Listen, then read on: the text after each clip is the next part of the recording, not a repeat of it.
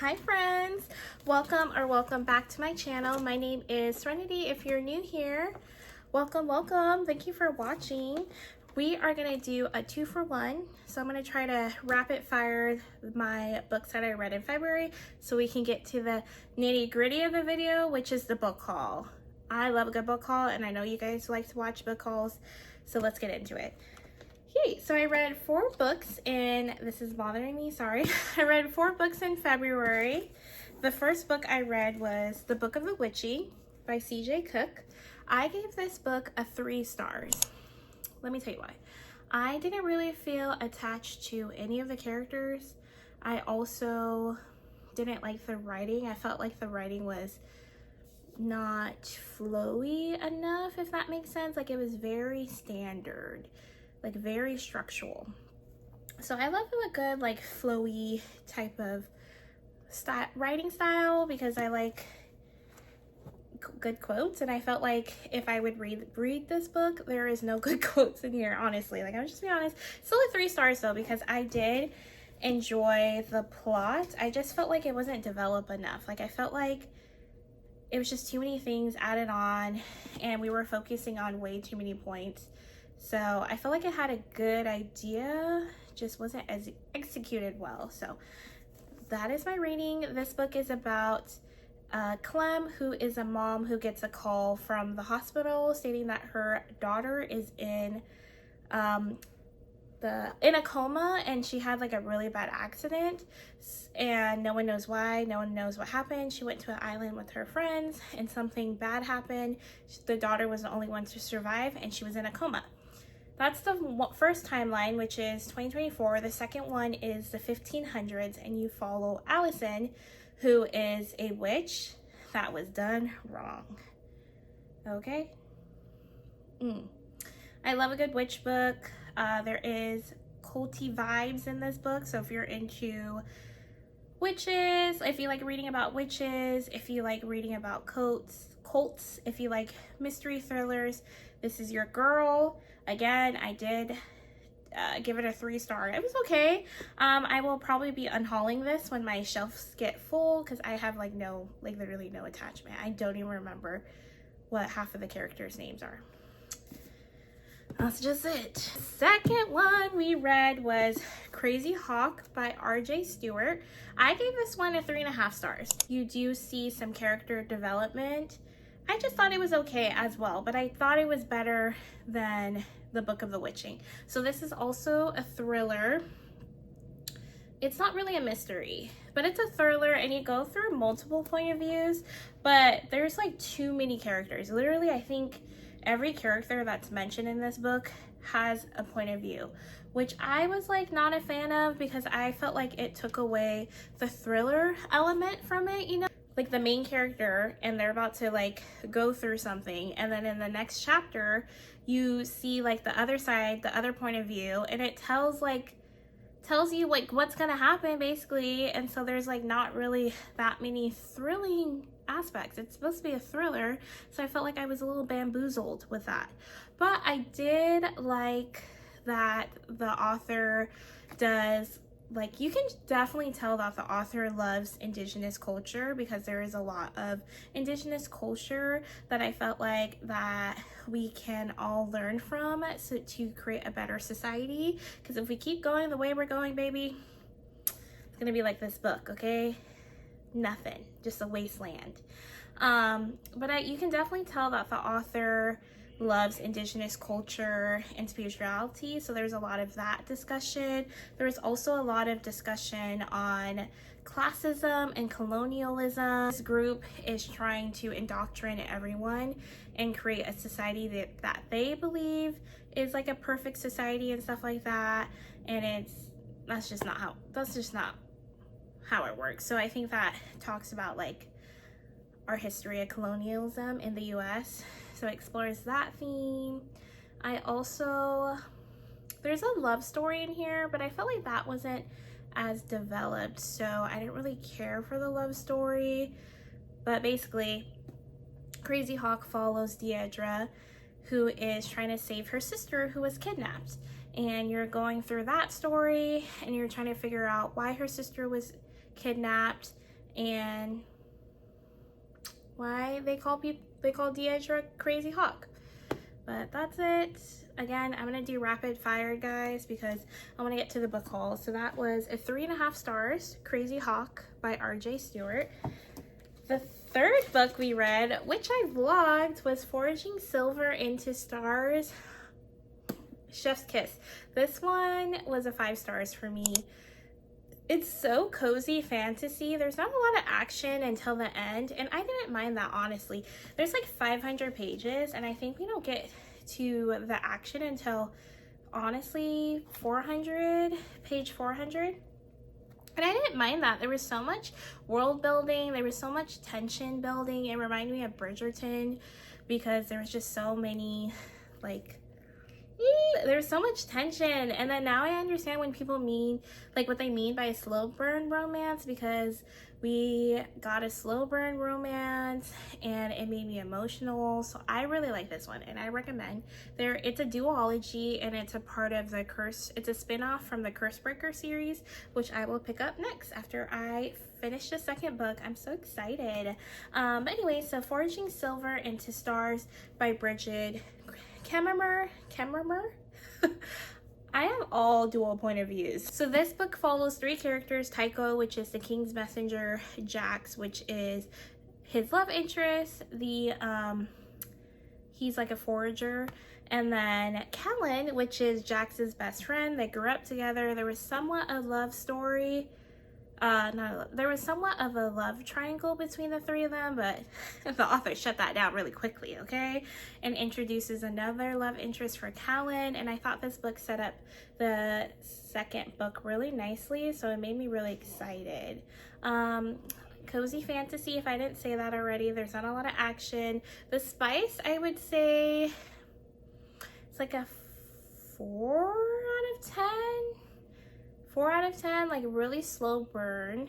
And then I think this is a YA book, so the spice scenes aren't spicy at all. They're like, oh, he like raised my hand or something like that. Like, it's nothing. So if you want something with like little to no spice, I think the most spice scene we get is them kissing. So if you want to read something like that, I recommend this book. This book was so good. It also has disability representation, queer love representation.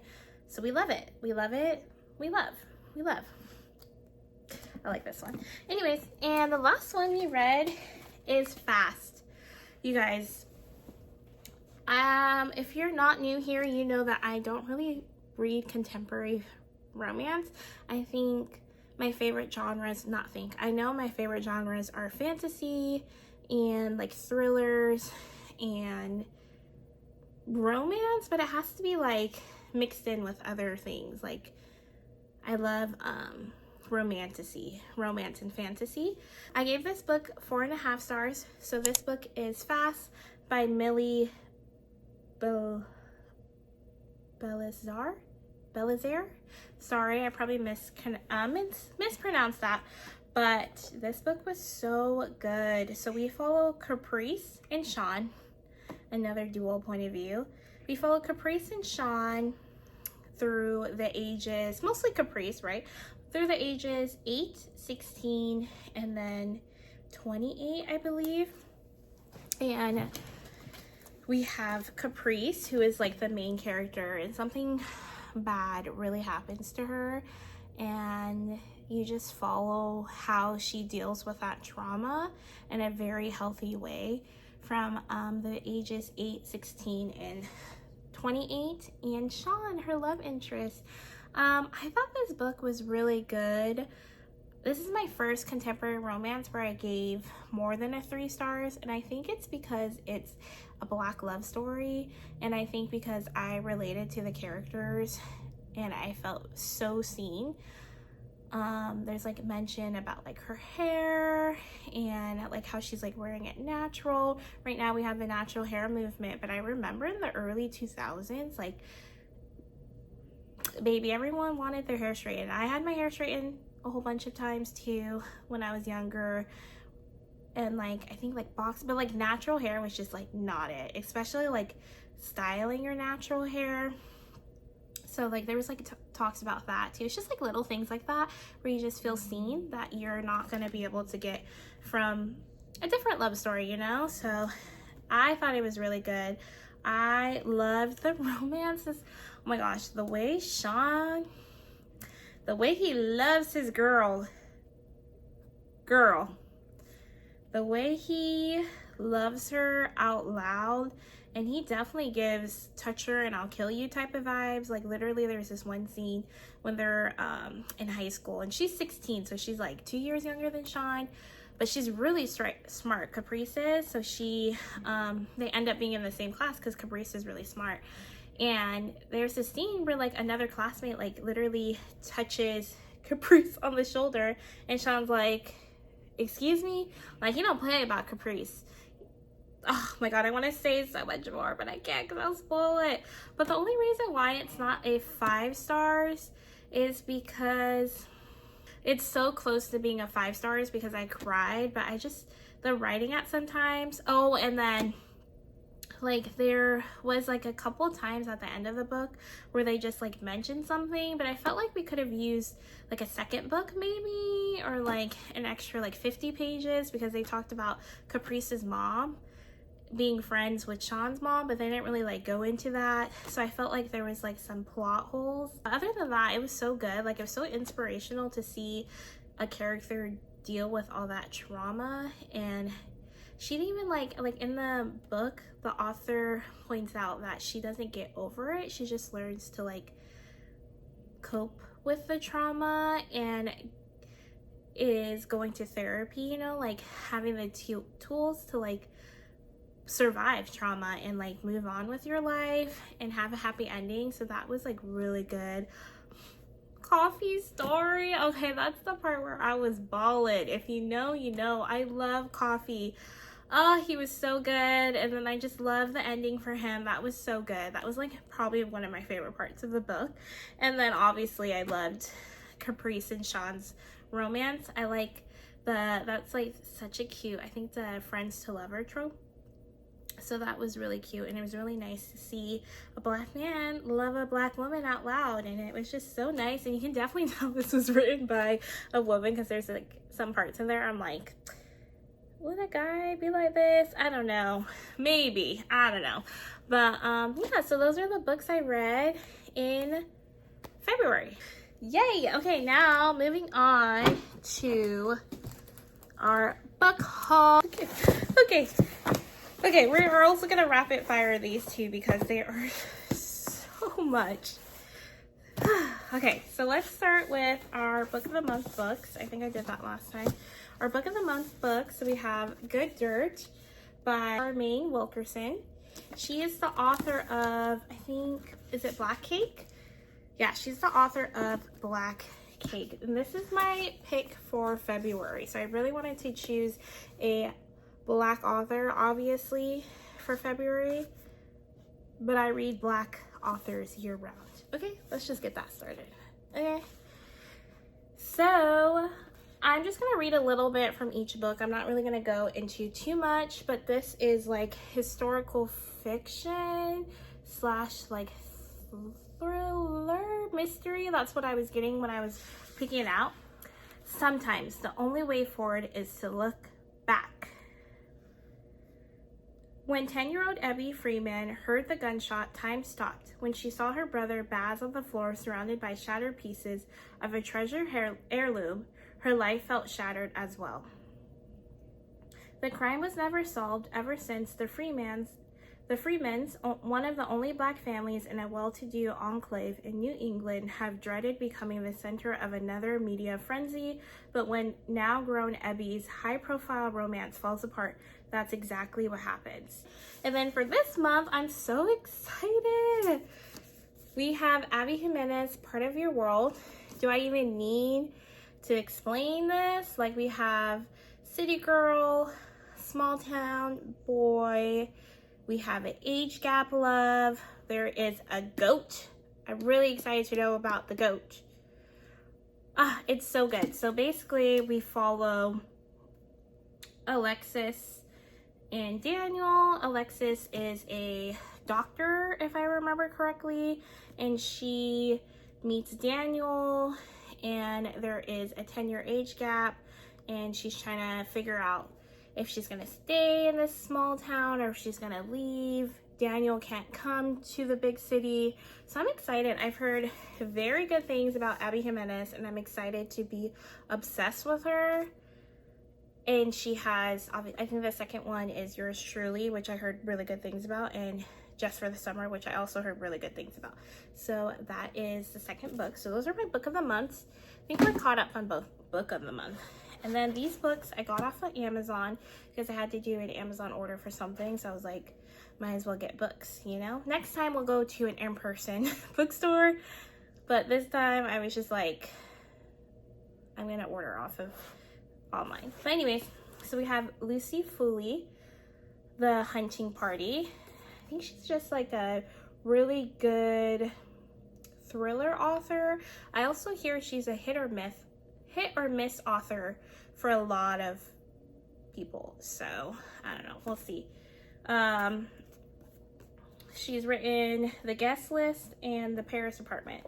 I am not gonna lie to you guys, I did like do a little bit of a sneak peek, and I did not like what I saw for the writing, so hopefully it's good. I don't know, this might have to be a DNF, but it's a thriller. We'll see. It got a little bench. I don't know if you guys can see it, but we'll see.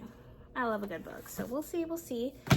Then we got Behind Her Eyes. This is a Netflix limited series, so maybe I'll read this and watch the show and vlog it. Wouldn't that be fun? We'll see. I don't know. The book is written by Sarah Pinborough. Doesn't say if she's written any other books, so if I like this one, I might. Okay, Stephen King blurbed it. Okay, so we'll see. But Louise is a single mom and secretary, is deeply embarrassed when she discovers that the man who sweet-talked and kissed her in the bar on a rare night out is her new boss, David, and Adele, new to town and lonely, who invited Louise for coffee after they bumped into each other on the street. Adele is David's wife. As Louise is drawn further into David and Adele's orbit, she uncovers more puzzling questions. The only thing that is crystal clear is that something in this marriage is very, very wrong. Hopefully this is good. I can't remember why I picked up this guy, but it looks like a short time. There's only 300 pages, so we'll see, guys. Everything is we'll see when it comes to books. And then I got Carving Shadow into Gold, which is the second book of Forging Silver into Stars. The only thing, guys, is that we like a matching set. So I got this from Amazon. I got this from Barnes. So I might have to get the matching because there's sprayed edges. There's no sprayed edges. And then it's like 2 different sizes. So that's not satisfying. But I hope it's good because I hate to read a series and then the second book is not good or something like that. But I really want to read the Curse Breaker series next. But I'm going to bring it down. Hey, soul sister. Can you see? You can see, right? Okay. So the second one I got is from Book Outlet. Look at this big ass box, and it says pull here, and it says warning, may contain awesome books. I'm so excited. I literally have not opened this, and I've been waiting for 2 weeks. That's why this video took so long. But here we are. So I believe we got like 7 books. I'm so excited. So the reason why I spent so much is because they were all on sale. They were like $5.95 on Book Outlet. And I love Book Outlet, guys. The only thing is that it did take forever to get here. So keep that in mind when you order. It took like 2 weeks.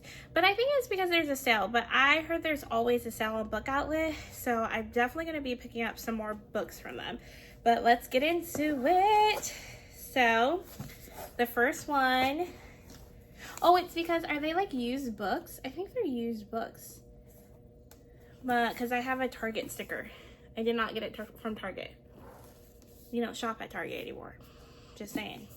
So the first one we have is A Sorcerer Comes to Call. And I got a mix of paperback and hardcover. I'm not really picky. This one's by T. Kingfisher, which I'm so excited because I heard really good things about this author. I don't even remember what this one's about. But, oh my god. Oh my god. The end pages. Oh. Ooh. Oh my god, how cool. It's so cute. Yeah. Okay, I might have to take out this sleeve. I mean, this is the dust jacket is really pretty too. Okay, so I heard T. Kingfisher is a really good author, so I'm excited. So Cordelia knows her mother is unusual. Their house doesn't have any doors between rooms. Love you. Love you. Anyways, let's start over. Sorry, my husband just came in. Cordelia knows her mother is unusual. Their house doesn't have any doors between rooms. There are no secrets in this house, and her mother doesn't allow Cordelia to have a single friend, unless you count Falada, her mother's beautiful white horse. The only time Cordelia feels truly free is on her daily rides with him. But more than simple eccentricity sets her mother apart. Other mothers don't force their daughters to be silent and motionless for hours, sometimes days on end. Other mothers aren't evil sorcerers. Okay, so it sounds like we got some magic realism maybe. But T. Kingfisher has wrote a lot of books. So that's the first book. So many good books. The second one, Assistant to a Villain. I heard mixed reviews about this one, so I don't know, but it's a duology. I think there's 2 books. And I heard that this is like a cozy fantasy, and it's like supposed to be like a rom-com type of book. Assistant wanted. Notorious high-ranking villain seeks loyal, level-headed assistant for unspecified office duties, supporting staff for random mayhem and terror, and other dark things in general. Discretion's a must. Excellent benefits. Okay. I'm not going to talk much about this one because I feel like a lot of people already talked about it, but Assistant to the Villain. Can't remember what the second one's called, and it's by Hannah Nicole Mayer. Second book. Oh, we have another. Oh yeah, we have another Lucy Foley book. The Midnight Feast. I've never read her, but bold and rotating points of view, this tilt-a-whirl of a novel brims with jangly tension and undeniably engrossing guessing game. The next book is Kennedy Ryan, This Could Be Us. I did not realize that this is the second book in the Skyline series, but they're interconnected, so I think I'll be okay. But they might mention the couple from the first book, which I can't remember at the moment, but I will look it up and put it on the screen. But I know it's a part of the Skyland series. And it's Kennedy Ryan. I've heard so many good things about her, so I'm excited to read a contemporary romance. So Soledad Barnes has her life all planned out, because of course she does. She plans everything. She fixes everything. She's never met a party she couldn't host or charge or a charge she couldn't lead. But none of her varied talents help when the life she built with the man who was supposed to be her forever goes poof in a cloud of betrayal and disillusion. Say about this one, look at the cover too. It's so pretty. It's so pretty. So pretty. I love the butterflies. So pretty. Yeah, it's so pretty. Oh, she's beautiful. Hello. Love it. Love the representation. Okay, I'm so excited for this one. It's Blood at the Root. You guys, I literally picked out, and most of these are from my TBR, so I'm very excited that these are on my TBR. And this one is a fantasy written by a Black author, so I'm so excited. It's by LaDorian Williams. Look at that cover. Look at that. Dear gifted conjurer, congratulations. It is with great honor and pleasure that we inform you that you have been accepted into Cayman University. This new journey will be prestigious and life-filling as you learn to grow in the excellence of hoodoo and voodoo, magique, integrity, and honesty. Your exceptional gift was selected from a very competitive applicant pool of conjurers, and we are confident that you will contribute to the Blackical culture and thrive here at Cayman U. Let us all leave with love and know our roots are deep, numerous, and vivacious. I love when the book has like cool illustrations.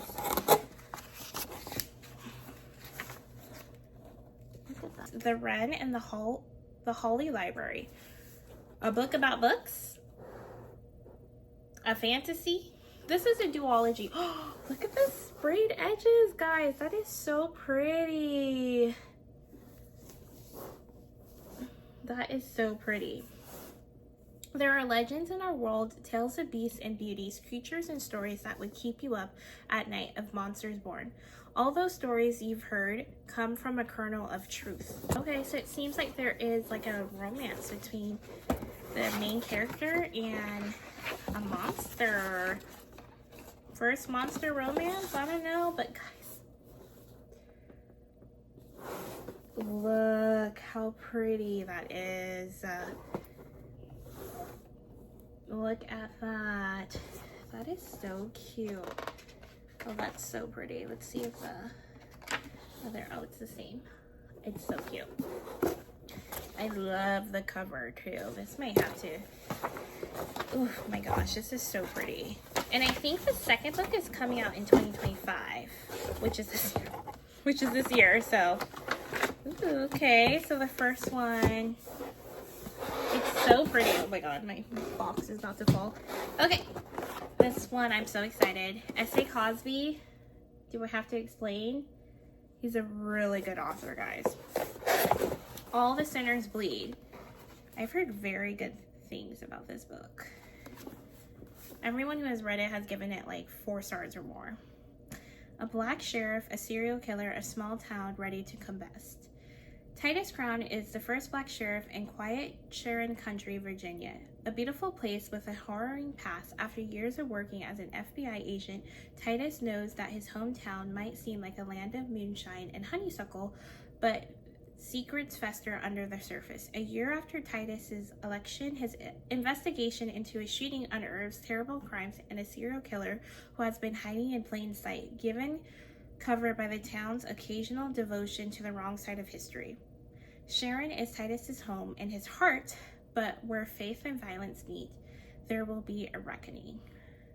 It's a murder mystery novel. Ooh. Okay, and I think he's, I know he's written a lot of other books too. So if I love this one, I'm definitely gonna have to read his backlist. So, one more book. Okay, I'm gonna put this box down now. Last one, Stephen King Fairy Tale. Ooh, this one is way thicker than Misery. It's like 600 pages. I think this one's like, I think one of his earlier works. So, Charlie Reed looks like a regular high school kid, great at baseball and football, a decent student, but he carries a heavy load. His mom was killed in a hit-and-run accident when he was 7, and grief drove his dad to drink. Charlie learned how to take care of himself and his dad. When Charlie is 17, he meets a dog named Radar and her aging master, Howard Bowditch. A recluse in a big house at the top of a big hill with a locked shed in the backyard. Sometimes strange sounds emerge from that shed. Charlie starts doing jobs for Mr. Bowditch and loses his heart to Radar. Then, when Bowditch dies, he leaves Charlie a cassette tape telling a story no one would believe.